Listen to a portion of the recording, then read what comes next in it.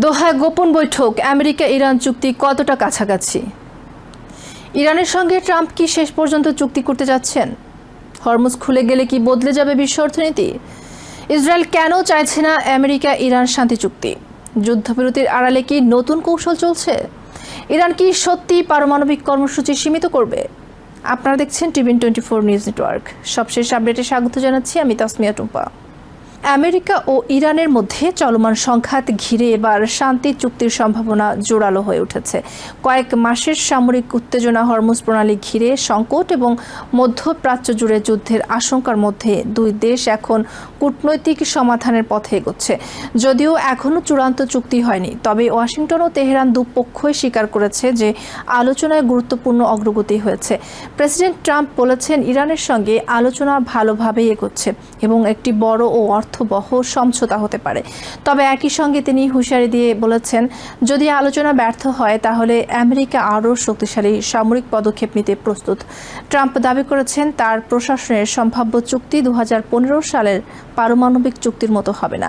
তার মতে, আগের চুক্তি ইরানকে পারমাণবিক অস্ত্র তৈরির সুযোগ দিয়েছিল, কিন্তু নতুন সমঝোতা হবে আরও কঠোর।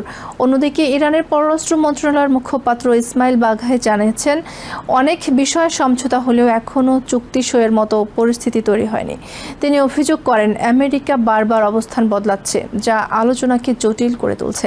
তেহরান স্পষ্ট করেছে, বর্তমান আলোচনা মূলত যুদ্ধ বন্ধ এবং হরমুজ প্রণালী পুনরায় চালু করার বিষয়ে। পারমাণবিক ইস্যু নিয়ে বিস্তারিত আলোচনা হবে পরবর্তী 60 দিনের মধ্যে।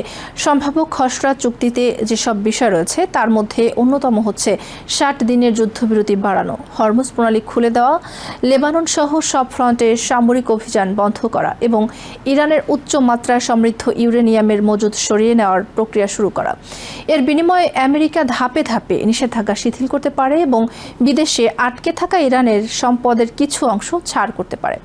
এই পুরো আলোচনার কেন্দ্রবিন্দুতে রয়েছে হরমুজ প্রণালী। বিশ্বের জ্বালানি সরবরাহের জন্য অত্যন্ত গুরুত্বপূর্ণ এই জলপথ যুদ্ধ শুরুর পর বড় ধরনের অস্থিরতার মুখে পড়ে। ইরান জানিয়েছে, তারা ইতিমধ্যে কয়েক ডজন বাণিজ্যিক জাহাজকে নিরাপদে চলাচলের অনুমতি দিয়েছে। তবে তেহরান বলেছে, ভবিষ্যতে ওমানের সঙ্গে যৌথ নিরাপত্তা ব্যবস্থার জন্য কিছু খরচ বহন করতে হবে। আমেরিকার পররাষ্ট্রমন্ত্রী মার্কো রুবিও এই ধরনের ব্যবস্থার বিরোধিতা করে বলেছেন, আন্তর্জাতিক জলপথে কোনো ধরনের টোল গ্রহণযোগ্য নয়। কাতারের রাজধানী দোহায় এখন চলছে সবচেয়ে গুরুত্বপূর্ণ আলোচনা। সেখানে পৌঁছেছেন ইরানের পররাষ্ট্রমন্ত্রী Abbas Araghchi, parliament speaker Mohammad বাঘের গালিভাভ এবং দেশটির কেন্দ্রীয় ব্যাংকের গভর্নর। কাতারের মধ্যস্থতায় চলা এই বৈঠকে ইরানের জব্দকৃত সম্পদ, নিষেধাজ্ঞা প্রত্যাহার এবং পারমাণবিক কর্মসূচি নিয়ে আলোচনা হচ্ছে। কূটনৈতিক সূত্রগুলো বলছে, আলোচনায় অগ্রগতি হলেও এখনও কিছু জটিল ইস্যু রয়ে গেছে। এদিকে ইরান নিজেদের কঠোর অবস্থানও স্পষ্ট করেছে। দেশটির সুপ্রিম ন্যাশনাল সিকিউরিটি কাউন্সিলের নতুন প্রধান মোহাম্মদ বাঘের জোলঘাদর বলেছেন, কোনো পিছু হটা হবে না। তার দাবি, সামরিক ও কূটনৈতিক দুই ক্ষেত্রেই ইরান শত্রুদের উপর চাপ তৈরি করতে সক্ষম হয়েছে। একই সঙ্গে IRGCর কমান্ডাররাও বলছেন, যুদ্ধ শুরুর তুলনায় এখন ইরান আরও বেশি প্রস্তুত এবং শক্তিশালী অবস্থানে রয়েছে।